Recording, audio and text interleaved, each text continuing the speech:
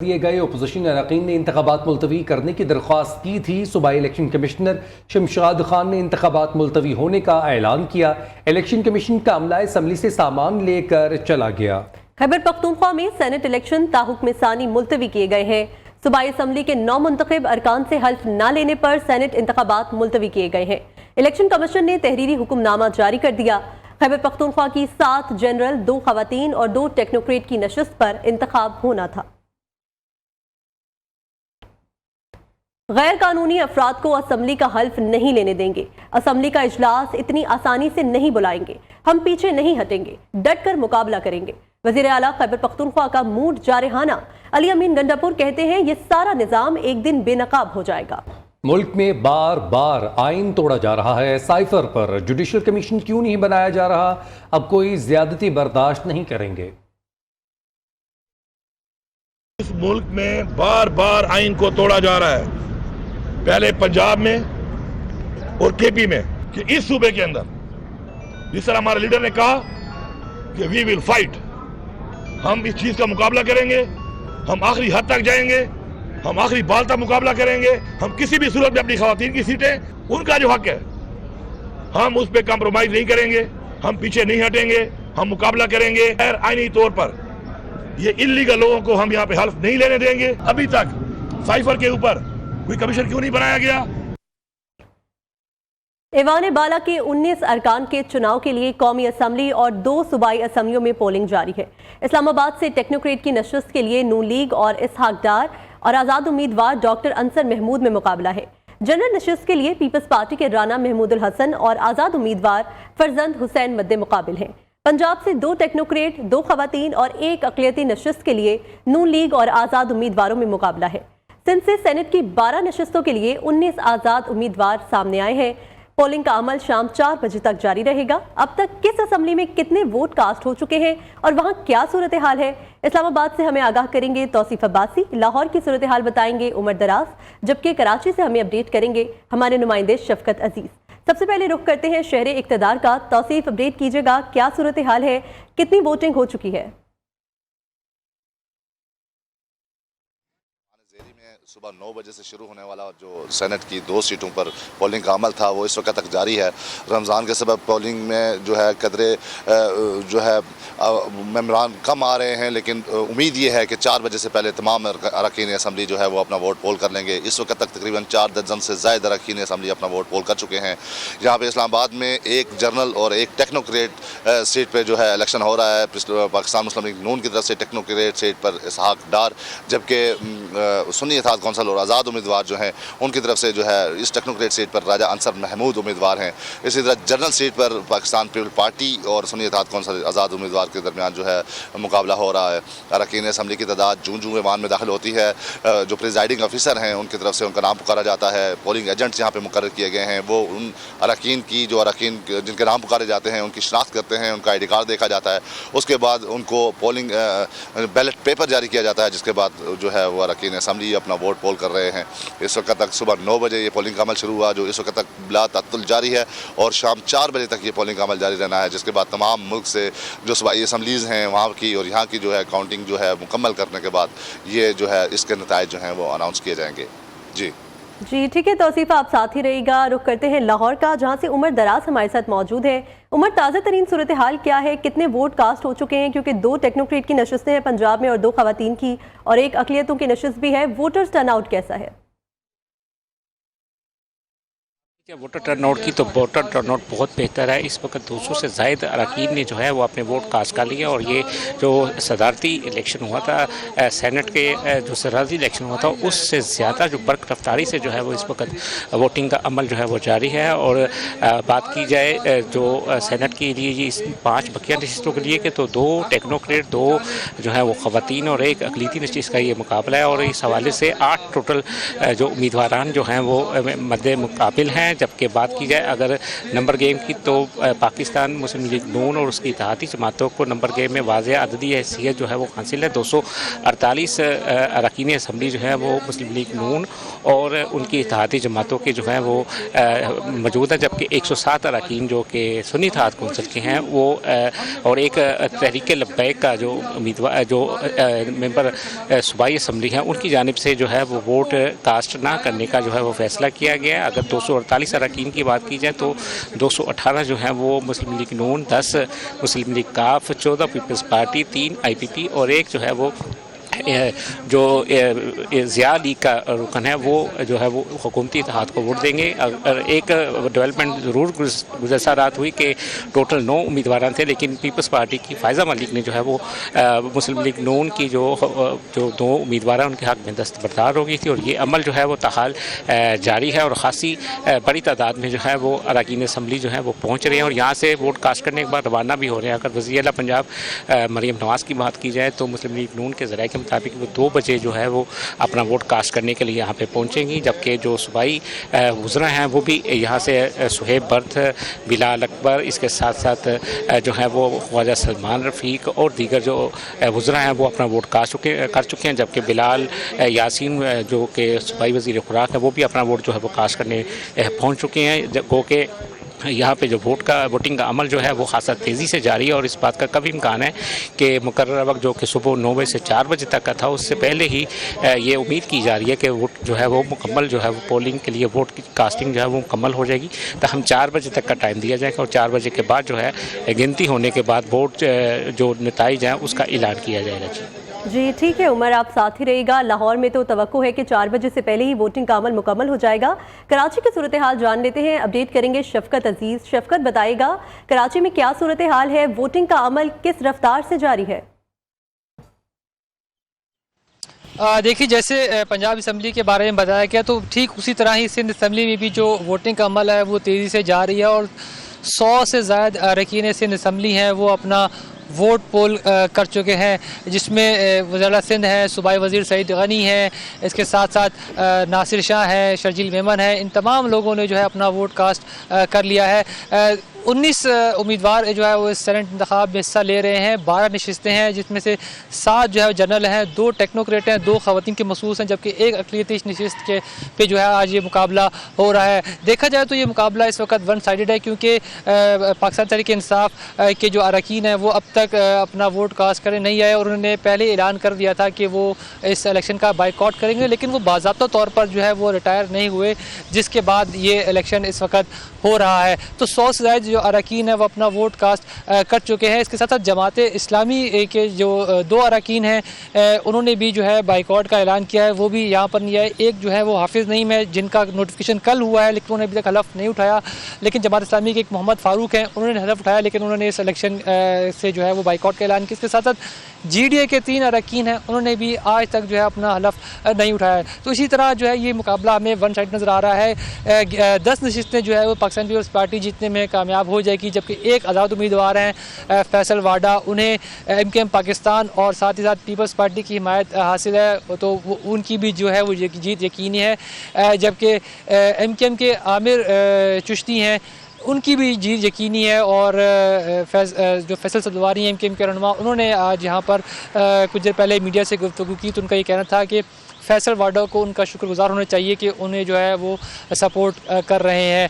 तो सूरत हाल यही है कि वक्त से पहले ही जो है तमाम जो अरकान है इस वक्त जो ऐवान में मौजूद हैं वो अपना वोट कास्ट कर लेंगे, लेकिन बज़ाता तौर पर 9 बजे से लेकर 4 बजे तक का वक्त दिया गया है सेनेट के इंतखाबात के लिए और 4 बजे के बाद ही जो है वो गिनती होगी, उसके बाद पता चल सकेगा कि किस कैंडिडेट को कितने जो है वो वोट पड़े हैं। तो उम्मीद की जा रही है कि 2 बजे तक जो है तमाम जो अरकान है वो अपना वोट कास्ट कर लेंगे, जिसके बाद इंतज़ार कीजिएगा 4 बजने का और उसके बाद ही वोटों की गिनती का अमल शुरू किया जाएगा। जी ठीक है, अब देखना यह है कि कौन जीतता है और किसके हिस्से में हार आती है। शफकत अजीज कराची से अपडेट कर रहे थे।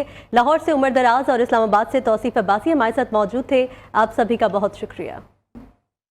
वज़ीर आला सिंध सेनेट इलेक्शन में 12 सीटें जीतने के लिए पुरज़्म है। मुराद अली शाह का कहना है, हमने आपस में तय किया कि इन 12 लोगों को जितवाना है। सरफराज राजड़ को रिटायर कराना पीपल्स पार्टी का फैसला था। फैसल वाडा पीपल्स पार्टी में नहीं मगर उनको वोट देंगे। सिंध में अमन अमान की सूरत हाल पहले भी अच्छी नहीं थी। जनवरी फरवरी में क्राइम बढ़ा है, इकदाम किए जा रहे हैं, जल्द काबू पा लेंगे। 12 सीटें जो 12 मैंने कहे थे, 12 के 12 मेरे। अमन अमान की सूरत हाल मैंने आपको पहले भी बताया है कि जब हमारी हुकूमत थी उस वक्त भी कोई इतनी तसल्ली बख्श हालात नहीं थे। मैं कभी भी नहीं कहता कि जी हम बहुत ही अच्छी हालात थे। हालात बेहतरी की तरफ जा रहे थे। फिर आखिरी 6 महीने में पिछली हुकूमत के हालात कुछ ख़राब हुए, उस पर हमने काफ़ी एक्शन लिए थे और अभी संभले नहीं है, मैं बिल्कुल कैंडिडली आपसे कहूँगा।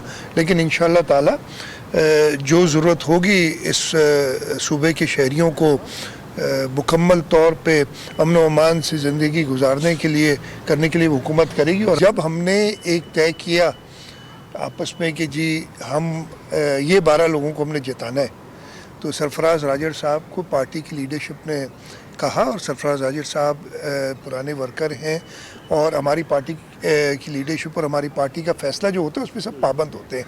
तो ऐसा कोई टेक्निकल कोई चीज़ नहीं थी, ये फैसला किया गया कि ये 12 लोग सवाल नहीं है, कंफ्यूजन है, वो दूर कर दे। क्या फैसल वाडा पीपल्स पार्टी में है या नहीं है? नहीं, पीपल्स पार्टी में नहीं है। एमक्यूएम की एक सीट के लिए वोट पूरे हैं। उम्मीद है फैसल वावड़ा आज़ाद हैसियत में सेनेटर मुंतखब हो जाएंगे। एमक्यूएम रहनुमा फैसल सब्जवारी की सिंध असम्बली के बाहर मीडिया से गुफ्तगू। कहा, कराची में टारगेट किलिंग बढ़ गई, शहरियों को चंद हज़ार के लिए कत्ल किया जा रहा है। हमारे लोगों को मारा जाता रहा तो हुकूमत छोड़ देंगे। पहले टारगेट किलिंग का इल्ज़ाम हम पर लगता था, अब कौन करवा रहा है? हुकूमत डाकुओं और टारगेट किलर्स के खिलाफ ऑपरेशन क्यों नहीं कर रही? वज़ीर दाखिला अजीब बयानात दे रहे हैं। वफाकी वज़ीर दाखिला कराची में बदअमनी का नोटिस लें, पुरअमन माहौल यकीनी बनाएं। तवक्को रखते हैं कि फैसल वाडा साहब वोट का भी शुक्रिया अदा करेंगे और मेरे सिस्टम हमें कायम करने दें। हम क्यों ना बैरियर्स लगाएं? बैरियर हम पुलिस को रोकने के लिए, रेंजर्स को रोकने के लिए थोड़ी लगाएंगे भाई। गली में जो लोग कहते हैं बुजुर्ग महल्ले के, उनके पास कोई मुसल्ला गार्ड थोड़ी रखते हैं। वो कहते हैं बैरियर लगाने दो ताकि जो लूट के मारने के लिए आने वाला है उसको भागने का रास्ता तो ना मिले। तो बराए मेहरबानी डीजी रेंजर्स, आईजी सिंध, वजीर दाखिला लें ना लें, हमने हमारे नामजद लीडर ऑफ द ऑपोजिशन ने अली खुर्शीदी भाई ने, इन्होंने तहरीक अल्तवा भी जमा कराई है। हमारे लोगों को इसी तरीके से मारा जाता रहा और किसी ने नोटिस नहीं लिया तो हम हर किस्म की हुकूमत छोड़ देंगे यार। और अब सियासत के मैदान से खबर शामिल करें तो उमर अयूब को कौमी असम्बली में ओपोजिशन लीडर मुकर्रर कर दिया गया। स्पीकर कौमी असम्बली ने स्क्रूटनी के बाद तकर्रुरी की मंजूरी दे दी। उमर अयूब ने आज़ाद हैसियत में इलेक्शन जीता था। ओपोजिशन की अक्सरियत हमारे साथ है। हुकूमत और सुप्रीम कोर्ट पर प्रेशर पड़ा तो 7 रुकनी बेंच बना दिया गया। हम चाहते हैं फुल कोर्ट जजेस खत केस सुने ताकि हकीकत सामने आ सके। पीटीआई रहनुमा उमर अयूब का मुतालबा। बानी पीटीआई को 2 रोज़ में 2 अदालतों से रिलीफ मिल गया। थाना मारगला में दर्ज मुकदमे में बरी कर दिया गया। बानी पीटीआई असद उमर और दीगर शरीक मुल्ज़मान समेत लीगी रुकन कौमी असम्बली राजा खुर्रम नवाज को भी बरी कर दिया गया है। जुडिशल मजिस्ट्रेट मुरीद अब्बास ने थाना मारगला के मुकदमे में तमाम मुल्ज़मान को बाइज़्ज़त बरी किया है। कल तोशाखाना केस में इस्लामाबाद हाई कोर्ट ने बानी पीटीआई की सज़ा मुअत्तल की थी। केपी हुकूमत इफ्तार के बाद जागती है। वज़ीर इत्तलात पंजाब ने वज़ीर आला खैबर पख्तूनख्वा को निशाने पर रख लिया। पंजाब पर तनकीद करने से पहले अपने गिरेबान में झांके। वज़ीर आला पंजाब एयर एम्बुलेंस के लिए हेलीकॉप्टर खरीद रही है। मरियम नवाज आम आदमी के लिए इकदाम कर रही हैं। पंजाब में बूटी माफिया को हमारे वज़रा ने बेनकाब किया। बूटी माफिया पीटीआई दौरे हुकूमत की पैदावार, सख्त एक्शन होगा। अज़मा बुखारी की मीडिया से गुफ्तगू। मुल्क के अंदर केपी के शायद एक ऐसा सूबा है जहां पर ना किसी कानून का इतलाक होता है, ना कोई ज़ाब्ते का इतलाक होता है। जो आइन और कानून की आजकल दुहाइयाँ देते फिरते हैं, जिनको आइन और कानून आजकल बहुत याद आ रहा है, अदलिया बहुत याद आ रही है और अपना जो है वो माजी भूल गए हैं। उनको फिक्र जो है केपी के वालों को सबसे ज़्यादा पंजाब की है। और भाई अपनी तो देख लो। और वो बेस्टर सैफ साहब जो है पता नहीं कौन से स्टेट ऑफ माइंड में होते हैं।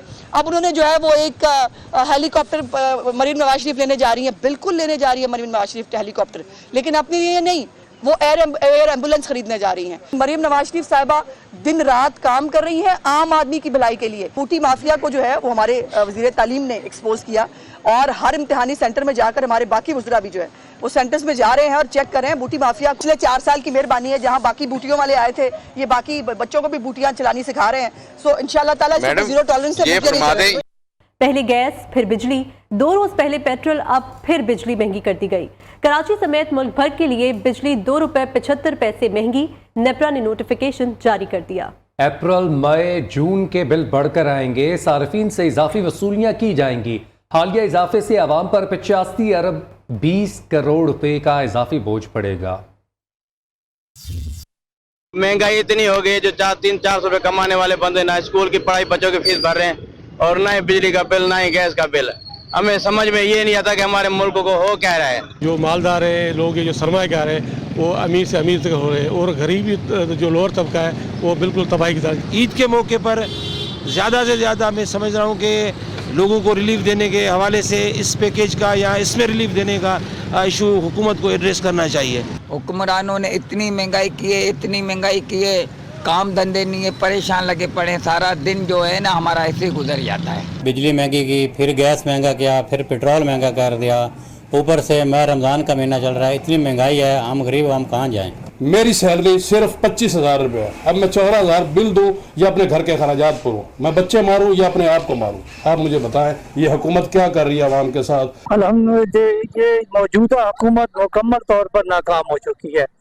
बिजली के बिल देख लें, गैस के बिल देख लें, गरीब आदमी कहाँ जाए। हुकूमत है बिल्कुल नाकाम हो चुकी है। हमारी हुकाम बाला से, आला हुकाम से गुजारिश है कि वो इजलास से बाहर निकले, वो अपने कमरों से बाहर निकलें और रियलिटी, ग्राउंड रियलिटी देखें। गरीब मर रहा है।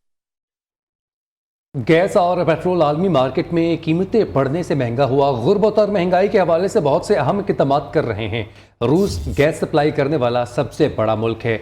वफाकी वजीर मुसद्दक मलिक की लाहौर में पंजाब असम्बली के बाहर मीडिया टॉक।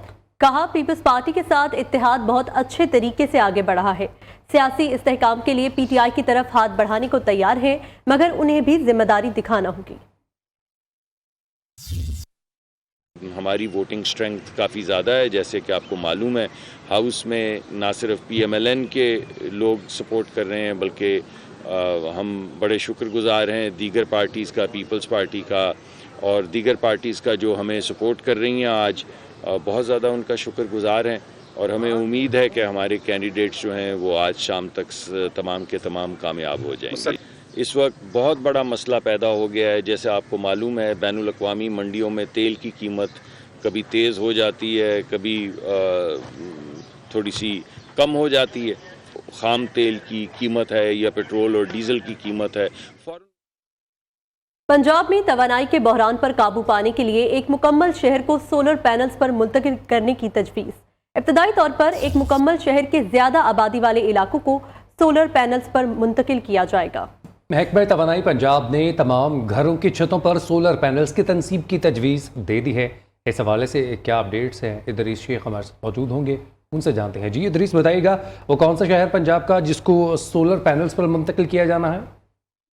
जी बिल्कुल, इस सिलसिले में हतमी फैसला वज़ीर-ए-आला पंजाब मरीम नवाज शरीफ करेंगी। इस शहर को सबसे पहले ये जो तजवीज़ एनर्जी डिपार्टमेंट पंजाब की जानिब से दी गई है सोलर सिटी वाली, उस पर अमल दरामद किया जाए और पंजाब में इस सिलसिले में तवानाई के बहरान पर काबू पाने के लिए एक मुकम्मल शहर को सोलर पैनल्स पर मुंतकिल करने की तजवीज़ दी गई है। एनर्जी डिपार्टमेंट पंजाब की जानिब से इब्तदाई पर एक शहर के ज़्यादा आबादी वाले इलाकों को सोलर पैनल्स पर मुंतकिल किया जाएगा और छतों पर जो है सोलर पैनल्स की तनसीब की इस सिलसिले में तजवीज़ दी गई है। एक खुसूसी फंड बनाने की तजवीज़ भी दी गई है। इसके साथ साथ एक पब्लिक सेक्टर को।